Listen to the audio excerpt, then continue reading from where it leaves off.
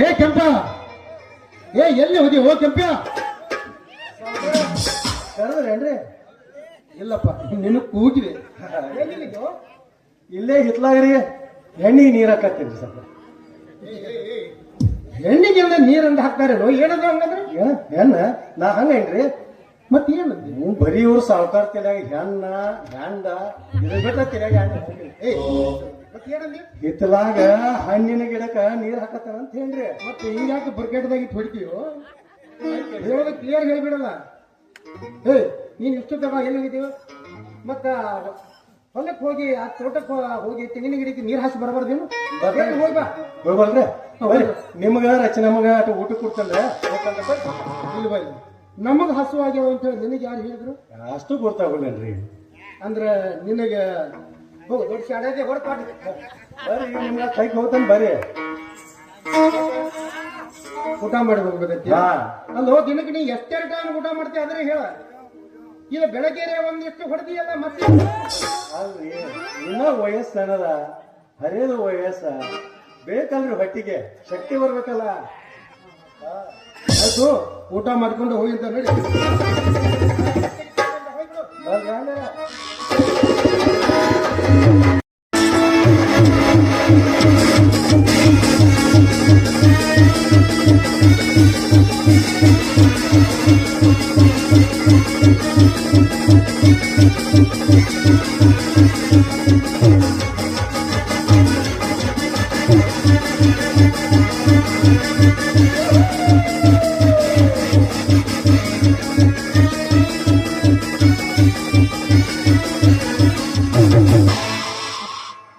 ನೆನೆಸಿದರೆ ಕನಸಿನಲ್ಲಿ ಭಯಪಡುವ ಸುಶಾಂತ.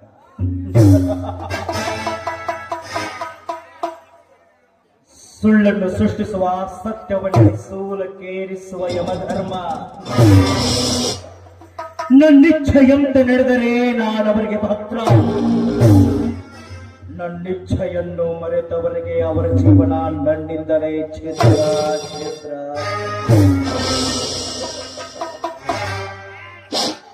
ರಚನಾ ಆನಂದ ಕೊಡುವೈರಿಯ ರಾಜಣ್ಣನ ತಂಗಿ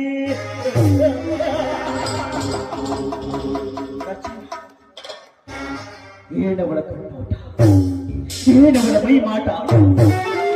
ಕನಸಿನಲ್ಲಿಯೂ ಸಹಿತ ಅವಳನ್ನೇ ಹಂಬಲಿಸಬೇಕೆಂಬ ಮನ.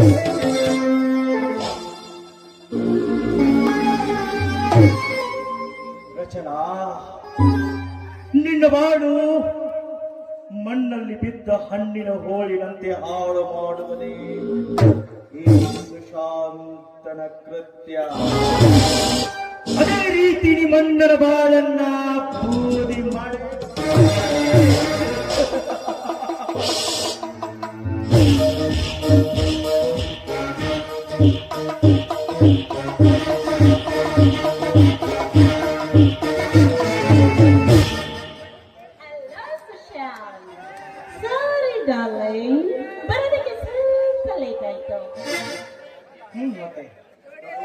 ನೀನು ನನ್ನ ಕನಸಿನ ರಾಣಿ. ನಿನಗಾಗಿ ನೀನು ಬರುವುದಕ್ಕಾಗಿ ಹಂಬಲದಿಂದ ಕಾದುಕೊಳ್ತಿದ್ದೇನೆ. ನೀನಿರದೆ ನಾನು ಒಂದು ಕ್ಷಣನೂ ಇರಲ್ಲ ನೋಡು. ಹೌದಾ ಡಾರ್ಲಿಂಗ್, ನನಗೂ ಅಷ್ಟೇ. ನನ್ನ ಬಿಟ್ಟು ಒಂದು ಕ್ಷಣನೂ ಇರುವುದಕ್ಕಾಗಲ್ಲ ನೋಡಿ. ನೋಡ್ಕಂತ ನನ್ನದೊಂದು ಕೆಲಸ ಆಗಬೇಕಾಗಿದೆ. ಅದು ನೀನಲ್ಲದೆ ಬೇರೆ ಯಾರಿಂದಲೂ ಸಾಧ್ಯವಿಲ್ಲ.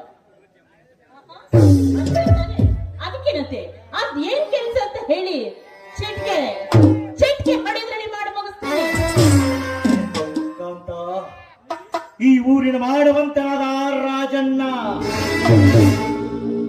ಅವನನ್ನು ನಿನ್ನ ಪ್ರೇಮದ ಬಂಧನದಲ್ಲಿ ಸಿಲುಕಿಸಬೇಕು. ಅಷ್ಟೇ ತಾನೇ? ಯೋಚನೆ ಮಾಡ್ತಾ ಇದ್ದೀರಾ? ನಾನಿರೋದೇ ನಿಮಗೋಸ್ಕರ. ನಾಳೆಯಿಂದ ಈ ಕೆಲಸಕ್ಕೆ ನಾನು ಕೈ ಹಾಕ್ತೀನಿ. ಸಿರಿವಂತನಾದ ಅವನನ್ನು ನನ್ನ ಮೋಹ ಪಾಶದಲ್ಲಿ ಒಳಗೊಳಿಸಿ ಅವನನ್ನ ಭಿಕಾರಿಯನ್ನಾಗಿಸ್ತೀನಿ.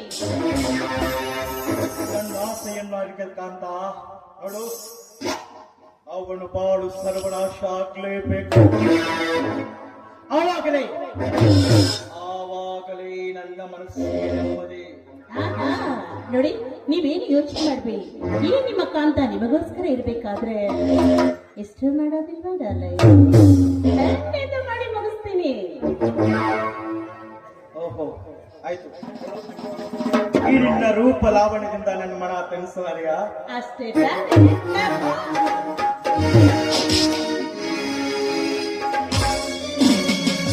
ಮಾನಸಾಲೋಕದ ಪ್ರೇಮ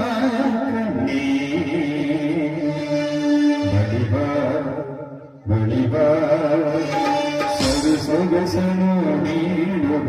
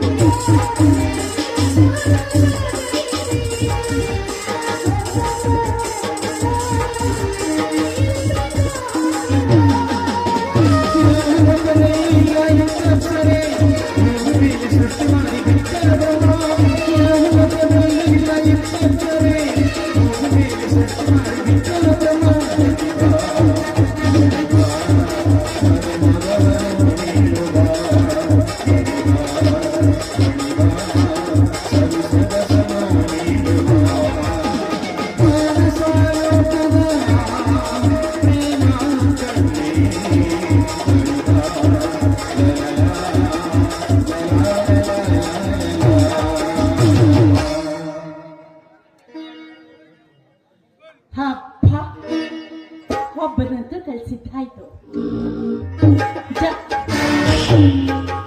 ಓ ತಾತ, ನೀನಿದ್ದೀಯಾ? ನಿನ್ನನ್ನೇ ಹುಡುಗುತ್ತಾ ಬಂದೆ. ನಿನ್ನನ್ನು ನೋಡಿ 2 ದಿನ ಕಳೆದರೂ 2 ವರ್ಷ ಆದಂತೆ ಭಾಸವಾಗ್ತಾ ಇದ್ದೀನಿ. ಕಾಂತ, ಏಕೆ ನನ್ನ ಮಾತು ನಿಮಗೆ ಕೇಳಿಸಲಿಲ್ಲವೇ? ಉತ್ತರ ಕೊಡದೆ ಮೌನವಾಗಿ ನಿಂತಿರುವಲ್ಲ. ಮತ್ತೇನ್ ಮಾಡ್ಬೇಕು? 2 ದಿವಸದಿಂದ ನಿಮಗೆ ಸುದ್ದಿನೇ ಇಲ್ಲ. ನೀವಿಂದ ನಾನು ಬದುಕಲ್ಲ ಅಂತ ನಿಮಗೆ ಗೊತ್ತಿಲ್ವಾ? ಹಾಗೆಲ್ಲ ಬೇಕಂತ ಏನೋ ಕೆಲಸದ ಒತ್ತಡದಿಂದ ನಿನ್ನನ್ನು ಭೇಟಿಯಾಗಲು ಆಗಲಿಲ್ಲ. I am sorry. ಬಿಡಿ ಬಿಡಿ, ಯಾರಾದ್ರೂ ನೋಡಿದ್ರೆ ಏನಾರು ಅನ್ಕೊಂಡಾರು. ಇನ್ನೇ ನನ್ನ ಮೇಲೆ ಕೋಪನ? ಕೋಪ ಇಲ್ಲದೆ ಮತ್ತಿನ್ನೇನು. ಅಲ್ಲರಿ, ನಿಮ್ಗೆ ಅಷ್ಟಾದ್ರೂ ಗೊತ್ತಾಗಲ್ವಾ ನಿಮ್ಮ ನಾನು ಎಷ್ಟು ಇಷ್ಟಪಡ್ತೀನಿ ಏನು ಅಂತ? 2 ದಿವಸದಿಂದ ನಿಮ್ದೊಂದು ಫೋನ್ ಇಲ್ಲ, ಏನು ಇಲ್ಲ. ನಂಗೆ ಎಷ್ಟೊಂದು ಭಯ ಆಗಿತ್ತು ಗೊತ್ತಾ? ಕಾಂತ, ನಿನ್ನನ್ನು ಮರೆಯುವುದು ಅಷ್ಟೇನು ಸುಲಭವಲ್ಲ. ಎಲ್ಲಿ ನಾನು ಮರ್ತ್ ಬಿಡ್ತಿರೋ ಅನ್ನೋ ಭಯ ಕ್ಷಣಕ್ಕೂ ನನಗೆ ಕಾಡ್ತಾ ಇತ್ತು. ಒಂದೇ ಮಾತನ್ನು ಹೇಳ್ಬೇಕು ಅಂದ್ರೆ, ನಿಮ್ಮನ್ನ ಮಾತನಾಡಿಸೋ ಚತುರ ಯಾರೂ ಇಲ್ಲ ನೋಡಿ. ಎಂತ ಪ್ರಸಂಗ ಬಂದರೂ ಈ ನಿಶಾಂತ ಈ ಕಾಂತಾಳನ್ನು ಕೈ ಬಿಡಲಾರೆ. ಹೌದಾ? ನೀವು ನನ್ನ ಕೈ ಬಿಡಲ್ಲ ಅಂತಾನೆ ನಾನು ನಿಮ್ಮ ಹತ್ರ ಹೇಳಿರೋದು. ಹೌದು, ನೀವೇನೋ ಕೇಳ್ಬೇಕು ಅಂತಿದ್ರಲ್ಲ, ಶ್ರೀಕೃಷ್ಣ ಪರಮಾತ್ಮ ನಿಮ್ಗೆ. ನಾನು ಹುಟ್ಟಿನಿಂದ ರಸಿಕಣೆ. ಆ ಶ್ರೀಕೃಷ್ಣನಂತೆ, ಆ ವಿಶ್ವಾಮಿತ್ರನಂತೆ ನಾನು ಕೂಡ ರಸಿಕಣೆ. ನೋಡು, ಆ ಶ್ರೀಕೃಷ್ಣನಿಗೆ ಎಷ್ಟು ಜನ ಹೆಂಡತಿರು ಗೊತ್ತು ತಾನೆ? ಚಿಕ್ಕ ಮಕ್ಕಳನ್ನ ಕೇಳಿದ್ರೆ ಎಷ್ಟು ಜನ ಹೆಂಡ್ತಿರೋ ಅಂತ ಹೇಳ್ತಾರೆ. 16,000 ಜನ ಹೆಂಡ್ತಿದ್ದೀರು. ಕರೆಕ್ಟ್. ಅವರೆಲ್ಲರಿಗೂ ಅವನೊಬ್ಬನೇ ಗಂಡ, ಆ ಶ್ರೀಕೃಷ್ಣ. ಇದೇ ನಮ್ಮ ಯುಗ ಯುಗದಲ್ಲಿ ಬಂದ ನೀತಿ. ಅಲ್ಲರಿ, ಅದೆಲ್ಲ ಹೋಗ್ಲಿ ಬಿಡಿ. ಈಗ ಯಾಕ ಮತ್ತೆಲ್ಲ ನಿಶಾ, ಆ ಸೂರ್ಯನ ಆಕಾಶದಲ್ಲಿ ಪ್ರಜ್ವಲಿಸುವಂತೆ ನಮ್ಮಿಬ್ಬರ ಪ್ರೀತಿ ಕಂಗೊಳಿಸಲಿ. ಹಾಗಾದ್ರೆ ಒಂದು ಪ್ರೇಮ ಗೀತೆ ಹಾಡ್ತೀನಿ, ಕೇಳು.